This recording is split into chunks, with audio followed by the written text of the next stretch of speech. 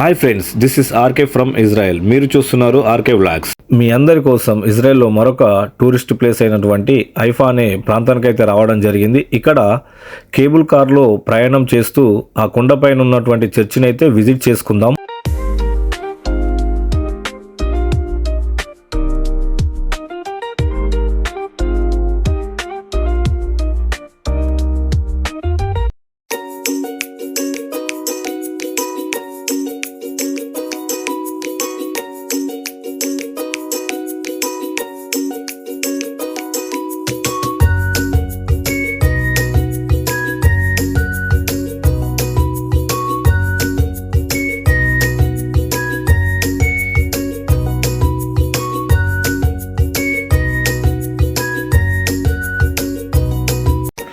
Hi అండి, ఇప్పుడు నేనైతే ప్రస్తుతానికి కేబుల్ కార్ దగ్గరికి అయితే వచ్చేసాను.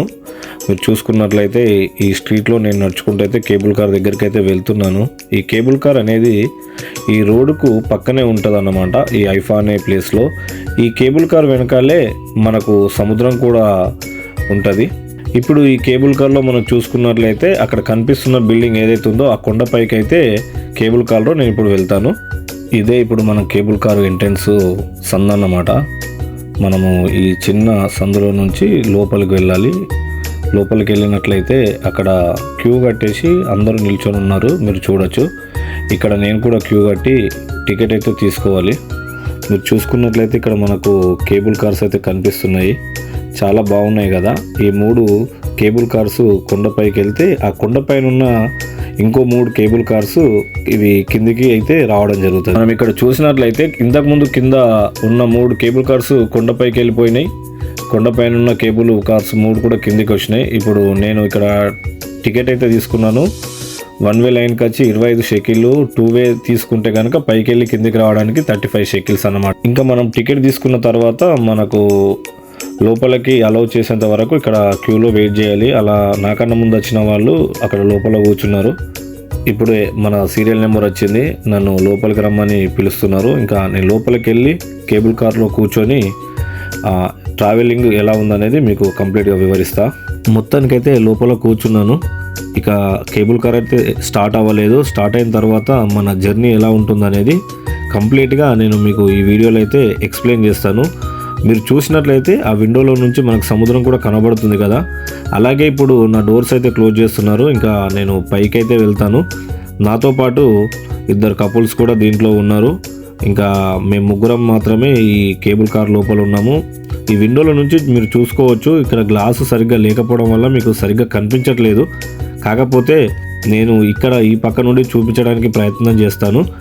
ఈ సముద్రము ఈ రోడ్డు పక్కన చాలామంది ఇక్కడ లోకల్గా ఉంటున్న ఇజ్రాయెల్ పీపుల్స్ ఎవరైతే ఉన్నారో వాళ్ళందరూ కూడా సముద్ర తీరానికి వీకెండ్ కోసం అయితే రిలాక్స్నెస్ కోసం వాకింగ్ కోసం వస్తారు. వాళ్ళందరూ ఇక్కడికి వచ్చిన వాళ్ళు సరదాగా ఆ కొండపైకి ఇలా కేబుల్ కార్లో ట్రావెల్ అయితే చేస్తారు. రెగ్యులర్గా ఇక్కడ చాలామంది అయితే ఉన్నారు. నేను గమనించింది ఏంటంటే క్యూ అయితే చాలా పెద్దగానే ఉంది, వెయిట్ చేయాలి కాసేపు. కాకపోతే మనం 35 షెకిల్స్ పెట్టి ఇలా కేబుల్ కార్లో పైకి వెళ్ళి రావడం అయితే వర్తబ్బా. ఎందుకంటే చాలా బాగుంది, చాలా బాగుంది. ఒక పక్కన సముద్రము, ఇంకో పక్కన రోడ్డు, వాటి పైనుంచి మనం అలా పైకి వెళ్ళిపోతుంటే ఆ ఫీల్ మాత్రము ఎక్సలెంట్ అన్నమాట. మళ్ళీ మనకు ఆ కొండపైన స్టెల్లా మేరీస్ మోనస్టరీ అని చెప్పేసి ఒక చర్చ్ ఉంది. దానికి కూడా ఒక ప్రత్యేకమైనటువంటి బైబుల్ చరిత్ర పరంగా ఒక చరిత్ర ఉందన్నమాట. మనం దాని గురించి కూడా ఈ వీడియోలో తెలుసుకుందాం. చూడొచ్చు ఇక్కడ ఎంత చిన్నగా అయిపోతున్నాయంటే కింద రోడ్డు పైన ఉన్న కార్స్ కానీ, ఆ సముద్రము, ఆ పక్కనున్న ఆ గ్రీనరీ, ఆ కొండంతా కూడా చాలా బాగుంది. ఇంకా మీరు ఎవరైనా ఇజ్రాయెల్ వచ్చి ఈ ప్లేస్ను విజిట్ చేయని వాళ్ళు ఉంటే ఖచ్చితంగా ఈ ప్లేస్ను విజిట్ చేయండి.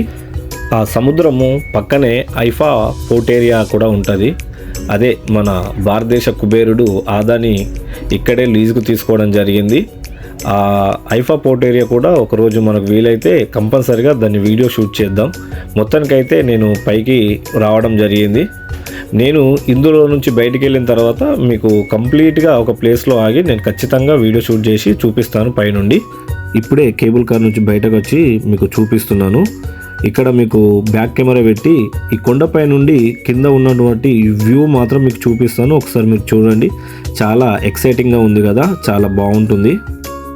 ఇప్పటి వరకు మనం కొండపైన ఉన్నటువంటి ఏదైతే స్టెల్లా మ్యారీస్ చర్చ్ అని చెప్పి ప్రస్తావించుకున్నామో, నేను ప్రస్తుతం ఆ ప్లేస్లో అయితే ఉన్నాను. మీకు ఆ చర్చ్ ఎంట్రన్స్ నుండి లోపలికి వెళ్ళే వరకు నీకు పూర్తిగా చూపిస్తాను. మీరు వీడియో చివరి వరకు చూడండి.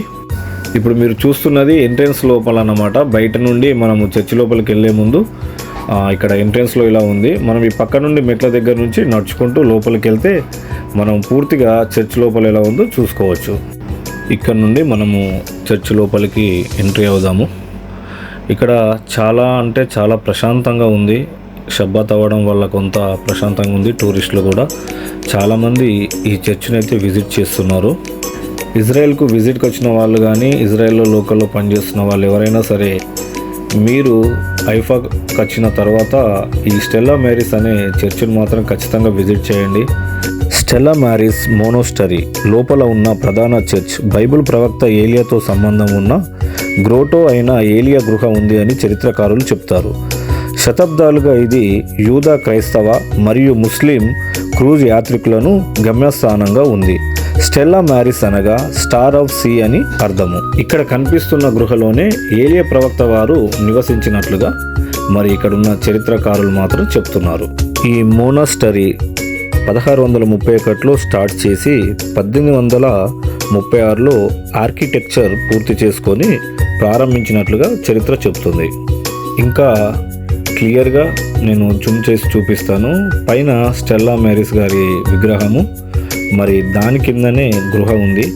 ఆ గృహలోనే మరి ఏలియా ప్రవక్త వారు నివసించినట్లుగా మనకు చరిత్రకారులు దాని గురించి మాత్రం మనకు ఎక్స్ప్లెయిన్ చేస్తున్నారు. ఇక్కడ ఆ కింద గృహ దగ్గరికి ప్రతి ఒక్కరూ అక్కడికి వెళ్ళి మరి మోకరించి ప్రార్థించుకుంటున్నారు. లోపల మాత్రం చాలా సైలెంట్గా ఉండాలి. Thank you for watching my videos. మరిన్ని ఇజ్రాయెల్ లేటెస్ట్ అప్డేట్ వీడియోల కోసం నా ఛానల్ అయితే సబ్స్క్రైబ్ చేసుకోండి, లైక్ చేయండి, కామెంట్ చేయండి. అందరికీ ఉంటాను. టాటా, బాయ్ బాయ్, షబాష్ షలోమ్, జై హింద్.